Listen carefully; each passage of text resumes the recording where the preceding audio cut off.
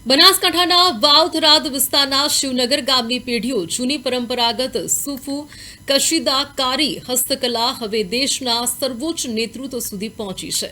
ગુજરાત વિધાનસભાના અધ્યક્ષ અને થરાદના ધારાસભ્ય શંકરભાઈ ચૌધરીએ નવી દિલ્હી ખાતે વડાપ્રધાનને સૂફ કશીદાકારીથી તૈયાર કરાયેલી શાલ અર્પણ કરી તેમનું ભાવભર્યું સન્માન કર્યું હતું।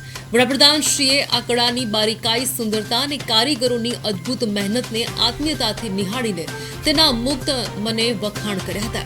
સોય અને દોરાના તાણાવાણાથી તૈયાર થતી આ કળા શિવનગરના કારીગરોની સાંસ્કૃતિક વિરાસત અને નિષ્ઠાનું પ્રતીક છે।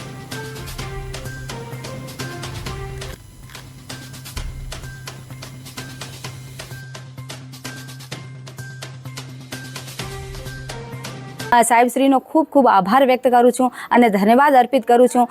ભવિષ્યમાં આ એક ક્રાફ્ટ વિલેજ તરીકે આ સેન્ટર ઓળખાય એવી અમારી વિનંતી છે। ધન્યવાદ।